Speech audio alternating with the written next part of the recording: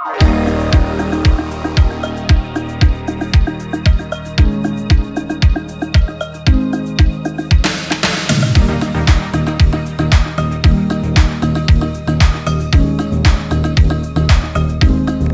everyone. Welcome to the WitchFoot podcast.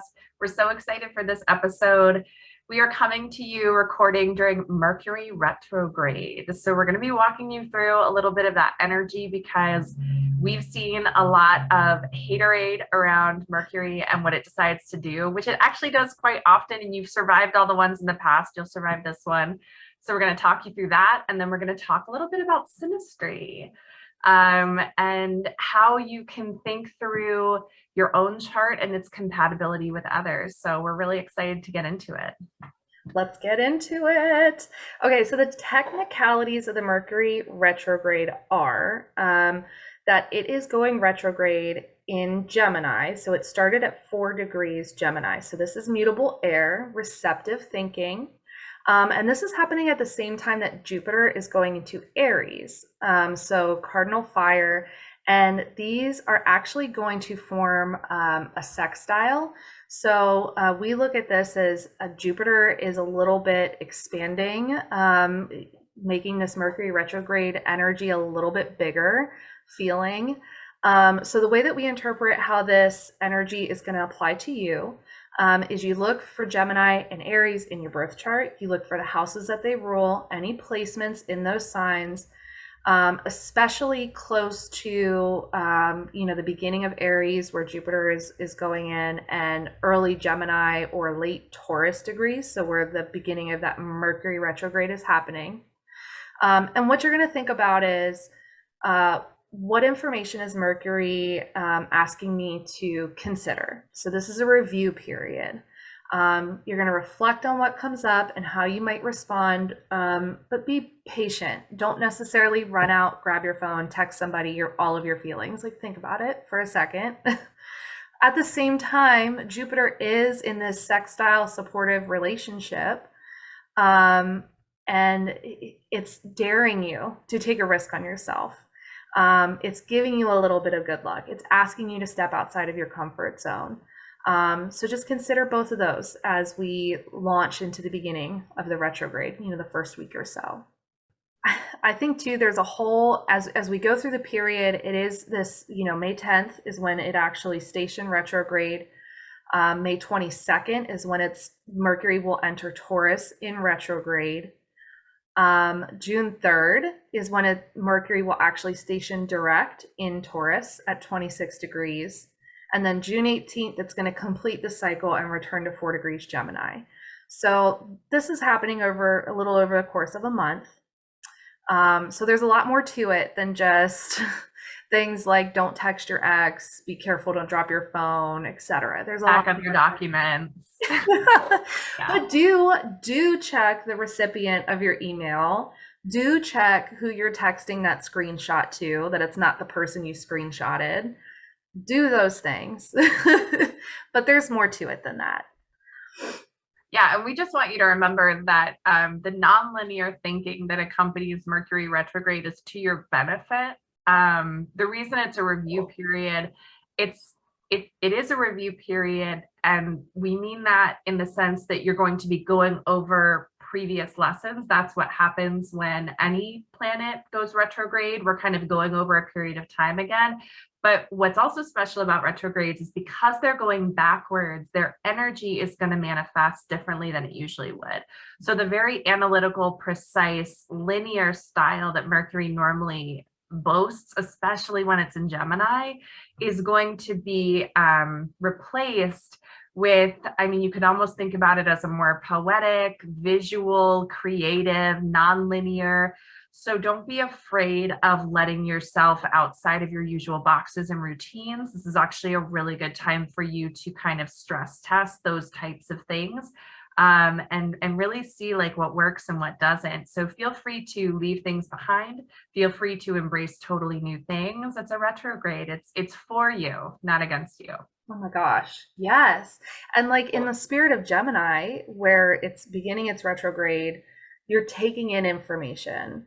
Gemini is not always acting on information, just taking it in, processing, right? So as we go through the retrograde cycle, there's going to be a lot of different aspects. Now, this isn't necessarily every single aspect, but we mentioned the sextile with Jupiter and Aries in May. It's also going to conjunct with the Sun in Gemini.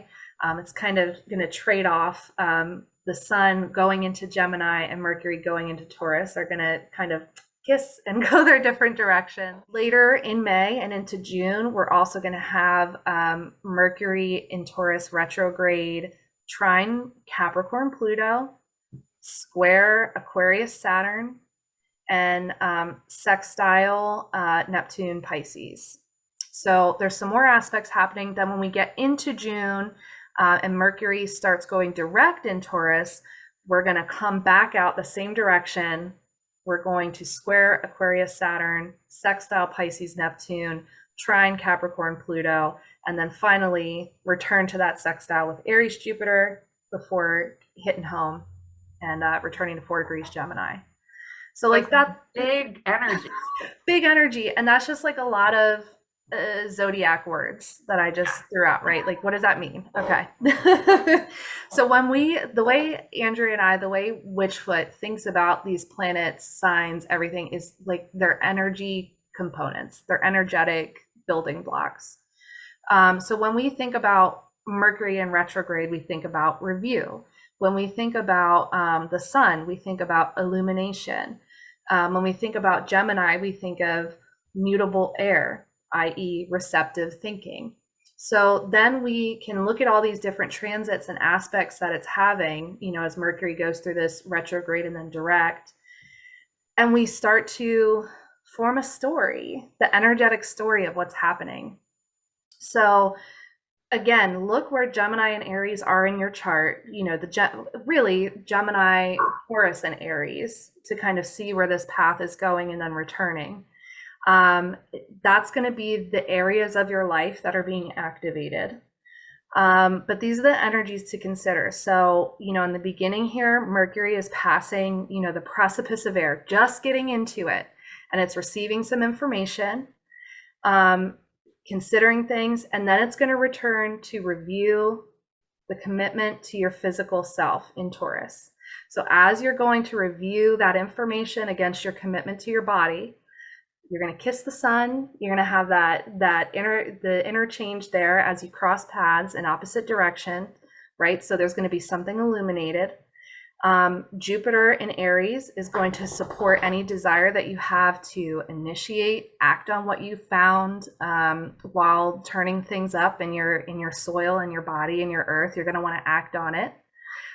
Pluto in Capricorn is going to lovingly remind you that there might be a necessary transformation to come. This also sort of reminds me of some complementary energy we have with the full moon lunar eclipse in Scorpio. Like, change has to happen, but that's okay. It's good for you.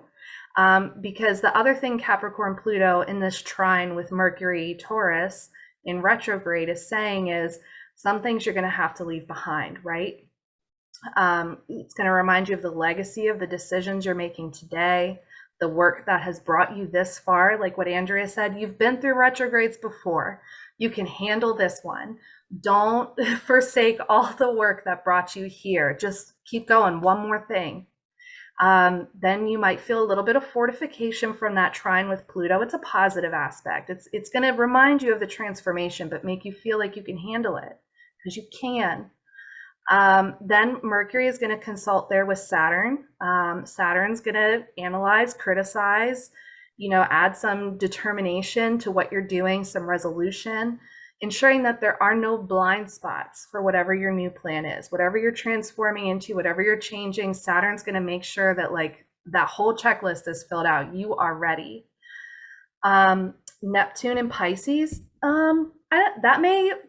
that might be a blind spot, or it could be like adding a little sugar to help the medicine go down. It depends.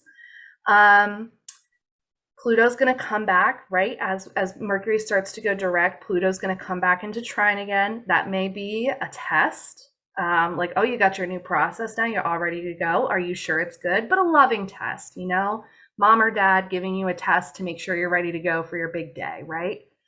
One final adjustment period before Jupiter once again sextiles Mercury, thrush you back up into the fast lane, the big leagues, and then you're catching up to the sun. You're ready to go. So I think this is going to be a very cleansing retrograde. As long as always you embrace the energy. It's happening whether you like it or not. Might as well embrace it, right? Might as well. Yeah. Yeah. I like that a lot. And then we've got like, yeah, so we're gonna be playing with themes of success and body because we've got two, yes. Pluto is in Capricorn, also retrograde. And then with Mercury being in Taurus for a little while. And then when it squares Saturn in Aquarius, there's some hope there. I mean, Saturn in Aqua is optimistic about the future. So a little less heavy, although it will be stress testing your plans. That's for the purpose of fortifying them. So a lot of really good energy. So as we come out of this into mid-June, I think we're really going to feel much more solid around the areas of our life touched by Taurus and Gemini especially, but then also the ones making those aspects like Capricorn and Aquarius as well. I'm ready for it. I think it's good. I'm looking for a change. I'm ready for a cleansing. Maybe. Gemini is the hardest energy for me of the zodiac, perhaps, or Virgo. I'm Mercury, man. She throws me, but yeah, we've been talking amongst ourselves in review periods. If you can embrace them for what they are, so like kind of expect some miscommunications, perhaps expect some things that don't come to fruition the way you thought they would, then it's kind of a clean house type of situation. So permission to say, hold that thought, let me think about it before I get back to you.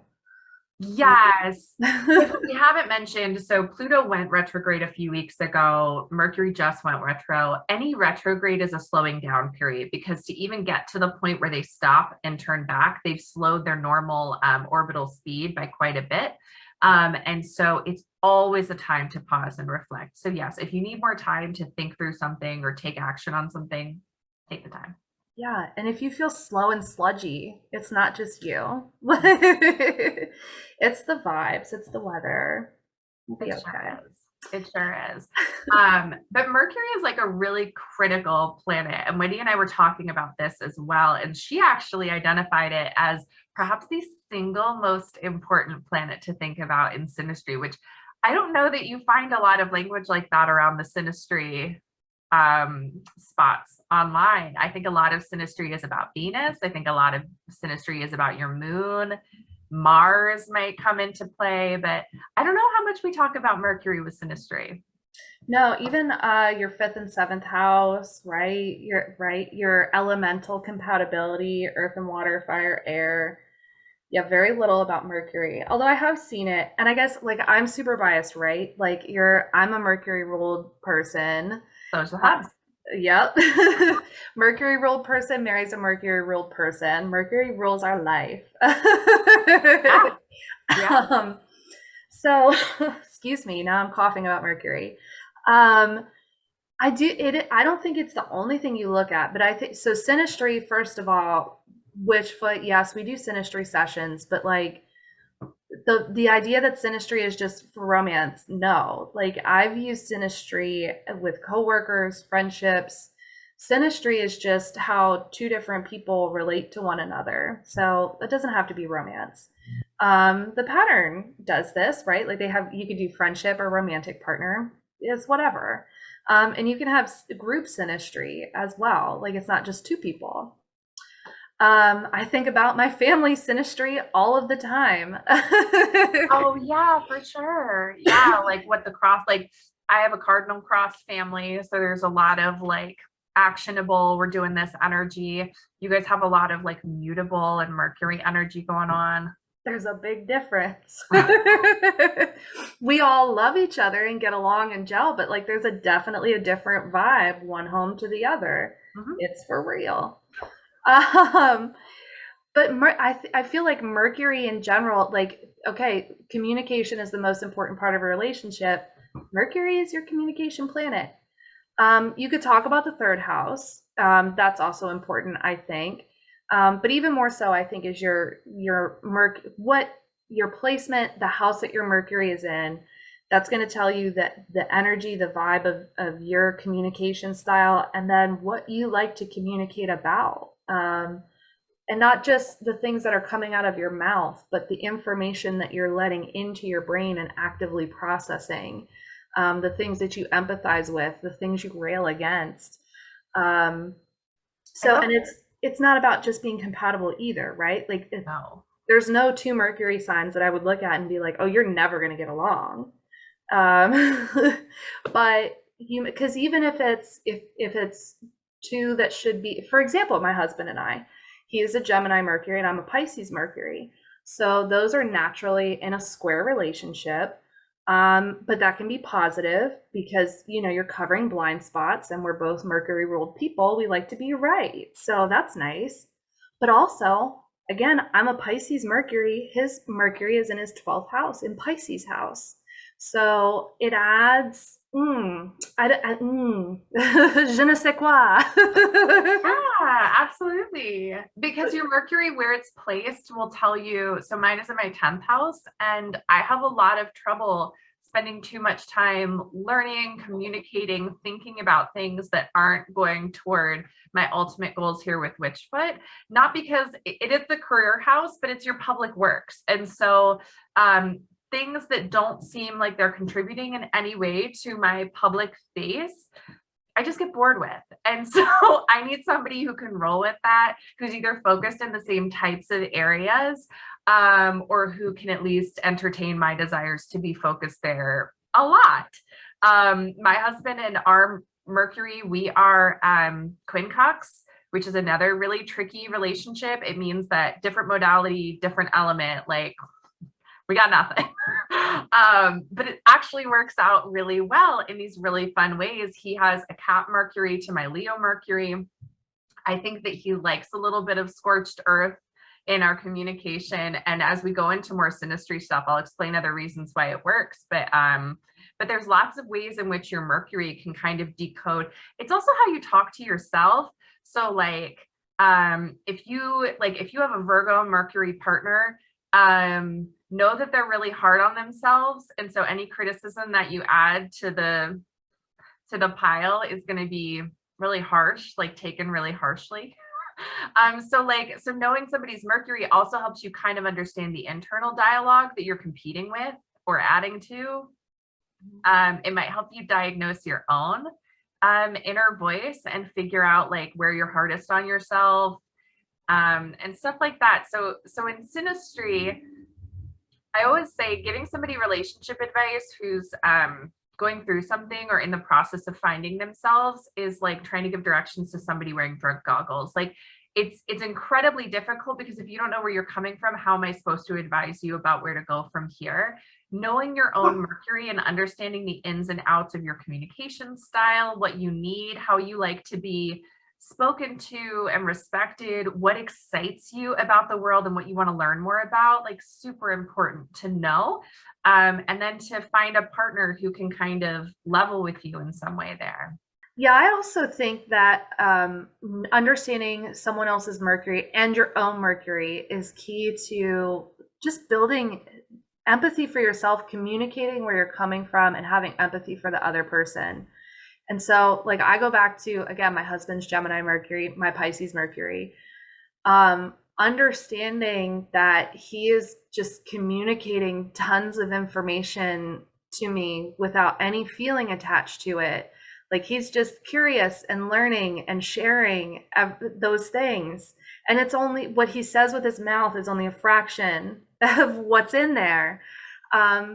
And then for him to know that nothing I say is without some sort of feeling attached, that I've processed it so far through before I've uttered it.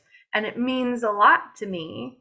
And I meant right. So like he's able to say things and be like, oh, don't take offense. I didn't mean that. That was just a thing. And for me, it's like, what do you mean? Every word I say is laced with an emotion. What do you mean you didn't mean what you said? But when we could talk about it, this is why astrology is so beautiful as a language, right? Like once we could talk about it in those terms and understand it in that way, it took the me and him out of it, and we could talk about it with empathy for each other. And now he's able to approach it as not like, oh my gosh, you're just overly emotional, and I'm not like, you're just a cold asshole.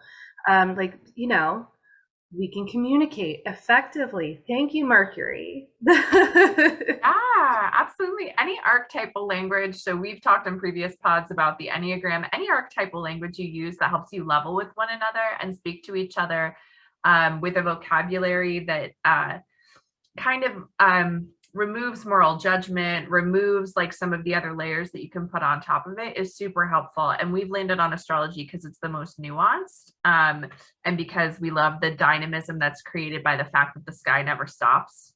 So like that's cool too.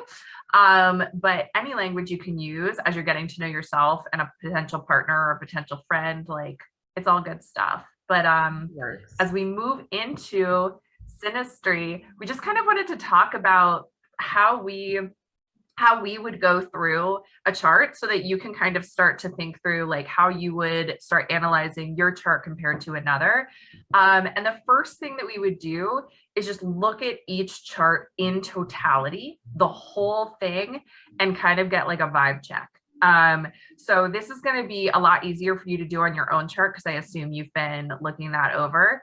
And so maybe spending some time with the other person's chart and just getting an overall vibe, because you'll start to pick up on things if they have a stellium, which is 3 or more placements in a single sign. If they have like what their north node is, so you can kind of see like where they're going in this life and where they're already strong, and trying to figure out those different, what emotional style they have with their moon and all of those things, but putting it together and kind of creating the whole cookie instead of looking at the eggs and the sugar and the flour, and really kind of analyzing them that way to see how they go together. So that's the first thing, is the overall chart and the vibe check.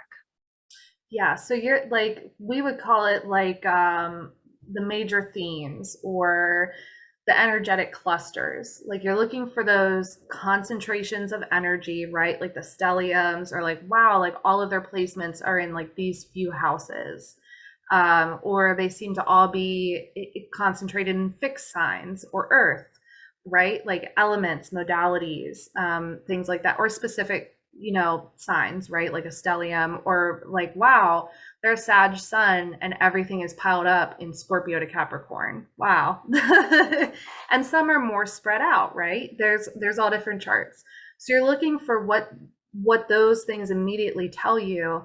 And then yeah, also these kind of orientations to that modality, right? Like if someone who has tons of fixed placements, they're not going to be the initiating self-starter. They're not going to be the receptive, mutable person. They're going to be like, this is the way I do it, and that's how we do it. Prove me wrong, right? That's what you're in for. So you're looking for these orientations because those things are coming to the relationship, whether that person wants them to or not, whether they're aware of them or not. You can't sidestep it. And there's positive and negative to both. And like knowing your own chart, you have to know the things that are essential to you that are also coming to the relationship. So whether I want to be a person who needs to talk to my partner every day or not, right? This is the person I am. That's a superficial example. But you have things that you need to feel fulfilled in a relationship with another person. And whether you accept that about yourself or not, it's coming to the relationship. So learning your birth chart, learning their birth chart, you start to see these. Yes, absolutely. And so then at that point, like once you've like looked over the major themes, you can kind of start thinking about, what are you wanting in like a relationship? And there's different things, right? Like with Wendi and I want there to be like enough similarity that we can just gab for days. But then I also want her to push me. And I know she wants the same thing. We actually have this theory about millennials writ large that the Scorpio Pluto likes a little bit more of a challenge than maybe our predecessors. I don't know. Xers, boomers weigh in. But I think we like a little bit of spice in our relationships. We don't mind if they push us a little bit. And so then with my husband, we have charts that are squared to one another. The orientation is squared. And that leads to feisty conversations, but it also means very few blind spots.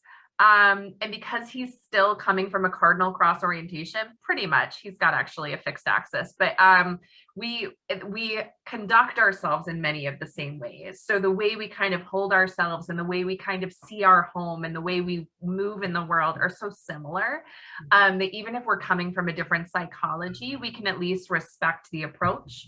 And Wendi was teasing me. We went off camera for a second. I was talking about my Leo Mercury. So it's in my 10th. Well, my husband has a Cap Mercury. Well, Cap traditionally rules the 10th house. So there's other ways that you can kind of find pairings that might not be straight pop culture synastry, but work really well. Another thing to look out for, another curveball, is anything that you or the other person have on their IC, which is the cusp of your 4th house, is going to reverberate through your entire chart a lot louder than a placement in the middle of a house, a placement in another place might, because that's your foundation. That's like what your entire being is built on.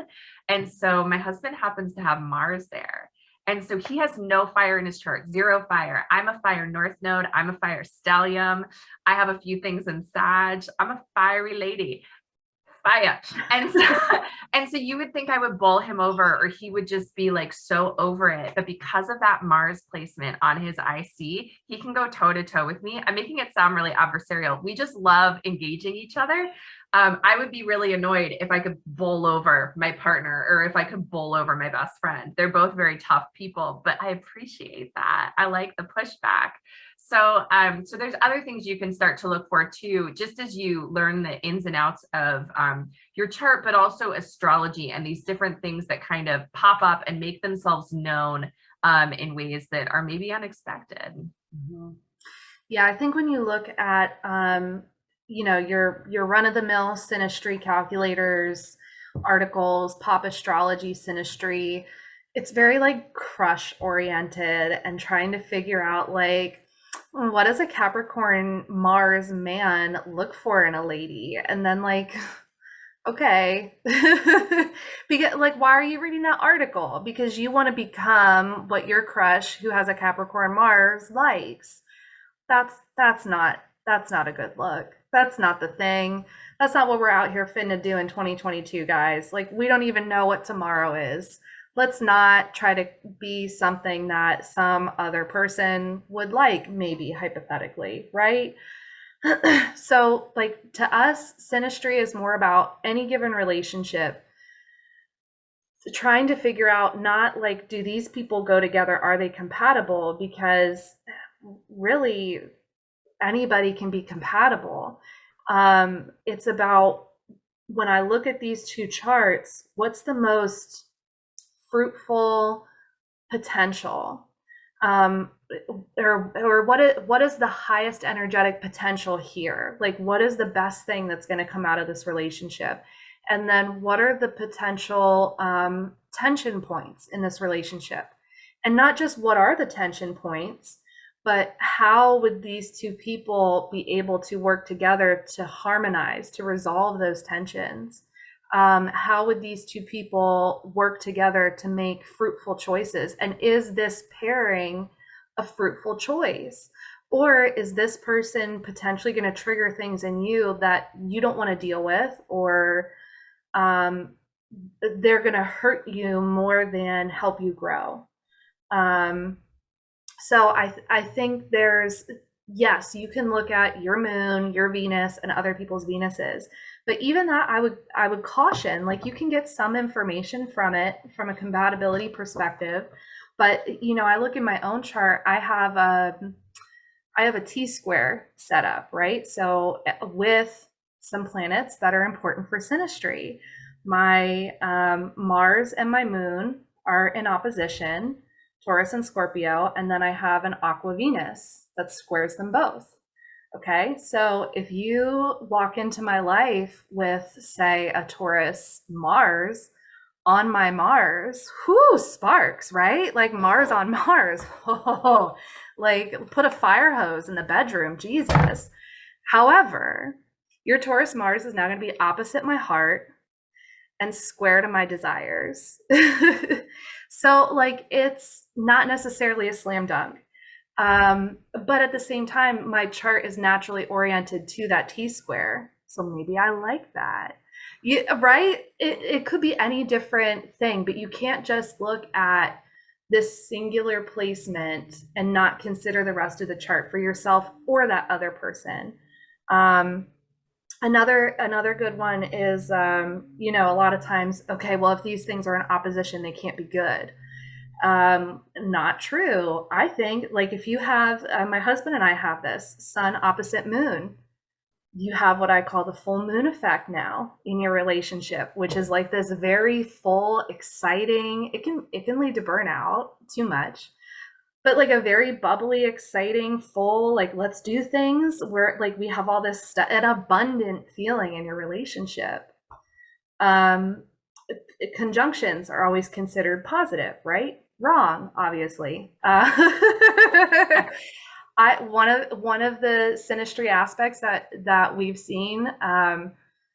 I've tested this with several different rising and sun placements, and I keep coming up with it. If you're a sun conjunct ascendant, okay, sun conjunct ascendant. I'm getting mush mouth. The sun person is always going to look at that ascendant person as like a tryhard, like like a little bit cringy, because the ascendant is, they see themselves in the same way as that sun person, but like they're not quite the real deal, right? That's their first house. It's not their sun. But again, even there, if you have a sun in the first house, well, now it's different anyway. So synastry is complicated is the point. Nothing is good or bad. And you can't just look at one placement. But if you do only look at one placement, make it Mercury.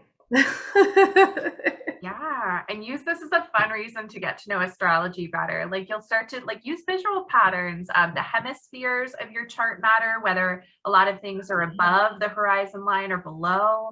You can look at quadrants because that's their orientation to self, beginning to know others. There's like all sorts of fun things you can start to play with. You can look at each other's south nodes and see what you came into this world with a PhD knowing, because maybe that'll help cure some blind spots, or maybe it'll aggravate the hell out of you. My husband's south node is in my 12th house. Blah. But like, also, if I didn't have people constantly pushing those buttons, they might never get pushed. So there's so many fun ways to play with it. Definitely don't look at someone's chart or your own and make any punitive judgments, because all the charts are there.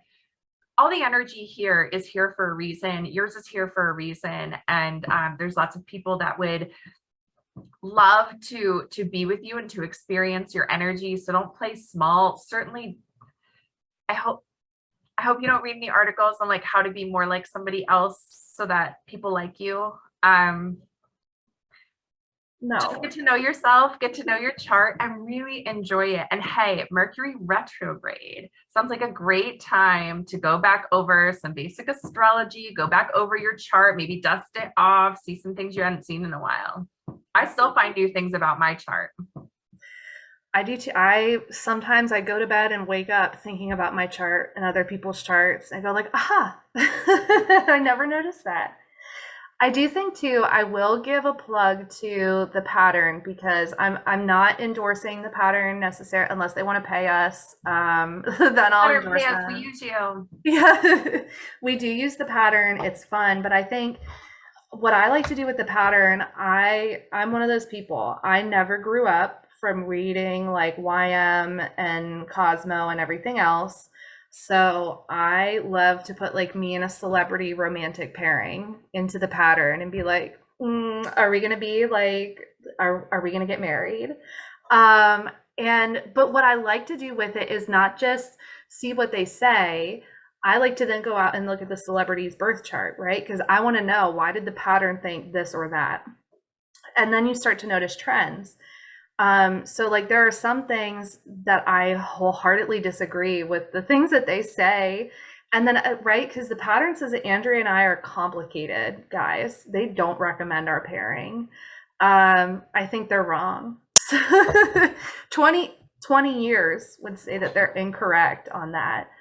But it's interesting. So as you start to pull up the birth charts, you start to see the trend. Like, for example, I have a Gemini midheaven. And anytime I put a Gemini through the pattern, they're like, bitch, go get a ring. Like, get a ring. This is your perfect match. And I don't think that's necessarily true either. But it does show how things like Sun and midheaven tend to interact. And it's also affirming you can kind of test your own astrology knowledge against someone else's. Because, like, I don't know, the way I am, right? Is this just a Pisces thing? I don't know. Where like I'm watching a TV show, I'm listening to someone, like I listen to Kendrick Lamar and I'm like, if I knew him, he would totally love me. Or like the narcissist in me is like, I would definitely be friends with that person. I would not get along with them. Like I just know. And so I look to the pattern to help give me validity. Like if it confirms that like, yes, Drake would be like head over heels for you, I'm like, see, I told everybody. Yes. Anyway, have fun. Have fun. Go to the pattern with your weird Mercury retrograde insights. And you can run other people too. You can put in like friends and coworkers' birthdays. So you can run people you know. You don't just have to run celebrities. But guys, the other thing, we do a little bit of tarot, we do a little bit of numerology here. It's the year 2022. That's the year 6. That's the Lovers card.